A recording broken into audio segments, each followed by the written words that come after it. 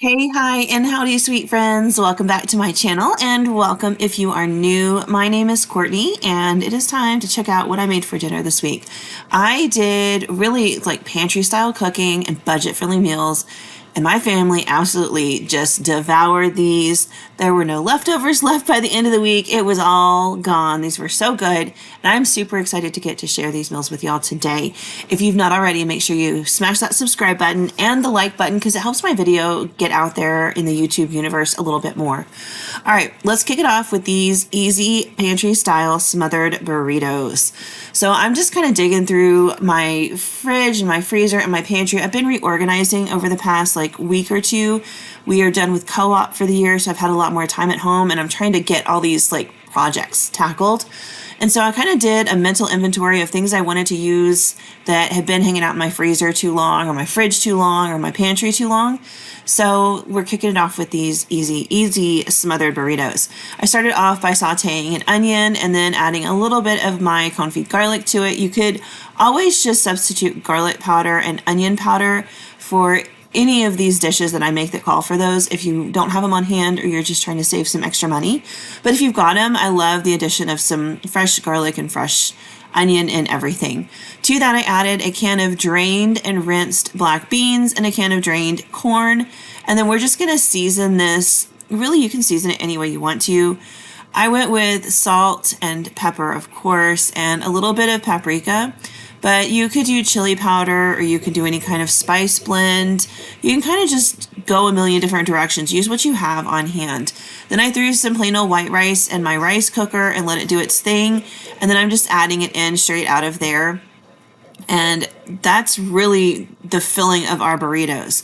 There's not a lot more going on in here. This keeps it super budget friendly. But if you wanted to, you could always add in a little bit of shredded chicken, or you could add in ground beef or ground pork or ground turkey or anything you want to. But the most economical and the easiest way is to do it without any meat in it. I am adding some of this great value picante sauce. I picked this up for about $2 a bottle or a jar at Walmart. So it's very affordable because it's a pretty good sized jar. And it really is good at adding flavor to lots of different dishes. You can toss it into some shredded chicken for chicken tacos, or like I'm doing now, you can mix it in here to make this a burrito filling. I've even used it to just whip up some quick and easy rice on the side for like taco night or something. But that filling is completely finished. It was super fast to make. The rice took the longest, and that's only because I put it in my rice cooker, which takes about 45 minutes. But if I had done it on the stovetop, it would have been much quicker. And of course, you could always sub minute rice and make this an easy 30-minute meal. So I'm just rolling these up in flour tortillas. Mine are gigantic because that's what I buy from Sam's Club. And I'm topping it with enchilada sauce. I went with red enchilada sauce, but you could do green if you wanted to. You can just use what you have on hand or what your family likes best. And basically, we've smothered some burritos in sauce, and we're going to toss some cheese on top, and that's going to be all there is to this dish. It's super quick and easy. I pop it in the oven for just a couple of minutes to melt the cheese because everything is cooked all the way through. I do it at 350 for probably about 20 minutes, but if you wanted to save some time and truly make it a 30-minute meal, you could do these for just 10 minutes at 4 to 450. You just want that cheese to melt and the sauce to kind of soak into the tortillas a bit. And that's what it looks like when it is finished cooking. I put some shredded lettuce and some diced tomato, and then I made some guacamole and just threw all that on top, a little bit of green onion on there because I had them. And this was absolutely amazing. It was so cheap to make, so quick and so easy. All right, COPYCAT cheeseburger hamburger helper. When my husband and I first got together and we were just young and poor, we ate a lot of hamburger helper. And as a result, my husband will no longer touch the stuff, which is kind of a bummer because I don't mind it. I think it tastes pretty good, but he's like, I grew up eating it. I ate it when we were first married. I'm done. And I'm like, okay, well, I'm not going to make it if he's not going to eat it. But I found this COPYCAT recipe, and because he loved my last hamburger helper COPYCAT recipe, which was the beef and potato stroganoff, I decided to give this one a try. And y'all, this is like his new favorite thing. He absolutely loved it. So I've just got some ground beef, but you could use whatever ground meat you have on hand. And then I just seasoned it, hamburger style, salt, pepper, garlic, onion powder, and paprika.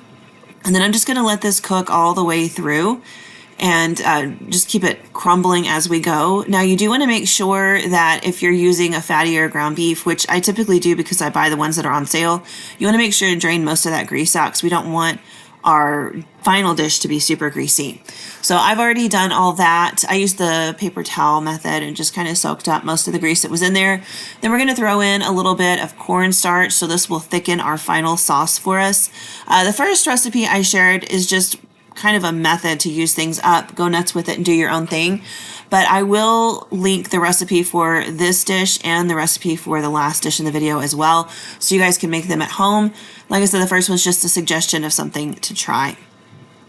Now that I've got that cornstarch fully incorporated into the ground beef, I threw in a cup and a half of elbow noodles. You could use whatever pasta you have. I happen to pick these up for dirt cheap at Walmart. They are like ridiculously cheap compared to some of the other pastas. I was able to get a really big 2-pound box for just a little bit over $1. And I don't know why they were cheaper when I went, but they were. So this is what I'm working with. I then added in some milk and some water. They are both in that measuring cup. I believe it's 1 cup of milk and 2 cups of water. And then I'm just going to stir this around, get it all incorporated, and pop a lid on it, bring it up to a boil, and then drop it down to a simmer until our noodles are fully cooked. And it did not take very long. That's what it looks like. All the moisture is soaked up. So I'm giving it a good stir to make sure nothing is stuck on the bottom of the pan. And then we're going to add in our cheese. Now I'm using the pre-shredded kind in the bag, and I'm also using Colby Jack. The recipe calls for sharp cheddar, I believe, which would probably be better, and it's probably a lot better if you shred it fresh because it doesn't have that anti-caking agent on it. But this is what I had in my fridge, and I didn't feel like shredding cheese, so I just went ahead and stirred this in. And I will tell you, this is not a 30-minute meal, but I think it could be ready in about 40 to 45 minutes. It didn't take very long. I think if I really rushed it and pushed it, I might be able to turn it into a 30-minute meal, especially if I used a different pasta. But this was super fast to come together, and you can see that cheese just melts right on in there. And essentially what we have is some amazingly delicious mac and cheese with ground beef in it. And y'all, my husband, like I said, his new favorite dish. This was so good, and it was easy, and it was relatively cheap to make.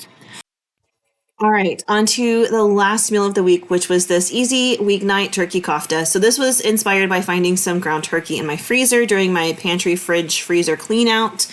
And I had penned a chicken kofta recipe quite some time ago.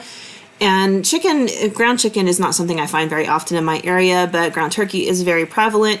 And I had some, so I thought it would be an awesome swap. I make a more, I don't know, I don't want to say more traditional because it is made with ground beef, but I do a ground beef lamb combo. I'm not the biggest fan of lamb, so I kind of cut it with ground beef to, I don't know, take out some of that gamey taste that lamb has. And we love it. It's one of our favorites. This one I'm doing a little bit differently because I'm going to air fry it instead of grilling it. But essentially it's pretty much the same. I've got garlic, olive oil, breadcrumbs in this because it is turkey. The garlic I was very heavy-handed with. It's my confit garlic, but even if you're doing fresh garlic or garlic powder, you really do want to get kind of heavy with it. I used dried parsley because I didn't have any fresh, and this recipe called for coriander, which is not something I typically put in my kofta, but I did this time. And then it did not call for cumin, but I always add that to my kofta, so I added a little bit in here as well. It kind of just has like a real smoky flavor that I think is really awesome in kofta. And then I set that to the side after I mixed it, and I'm just going to let the flavors come together. For some reason, I was really craving hummus. I think it's because whenever I do make kofta here at the house, I always make hummus with it. So I thought I'd go ahead and whip up some really easy hummus. I've got a can of chickpeas, garbanzo beans, whatever you want to call them, that I drained. I did reserve the juice though. I added in lemon juice, salt, pepper, lots and lots of garlic. I'm using my confit garlic, which is essentially roasted garlic, so you kind of get heavy-handed with it. But even if you're using fresh garlic, be a little heavy-handed with that because it just makes the hummus taste really good. Some olive oil, and I added parsley, which is not something I always add, but I did add it this time. And of course, some tahini. You don't have to add that in there. In a pinch when I was out, I've made it without tahini, but it is definitely better with. And then I let my food processor go for a minute to just kind of start chopping up those chickpeas. And then I just continue to add in little bits of the chickpea water from the can until it gets the smooth, creamy consistency that I want. You can whip it as long as you want. You might like it smoother than I do. I just do a little bit at a time until it gets really nice and light and airy. The juice from the chickpeas will do that. I think it's called aquafaba, but it does help kind of whip up and make it light and airy. Another trick is to add in ice cubes. I just find that the water from the can works a little bit better than the ice cubes, but I just set that to the side when it was done.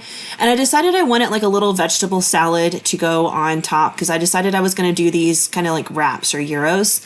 So I had half of an English cucumber, and I just quartered it and sliced it up into little bite-sized pieces.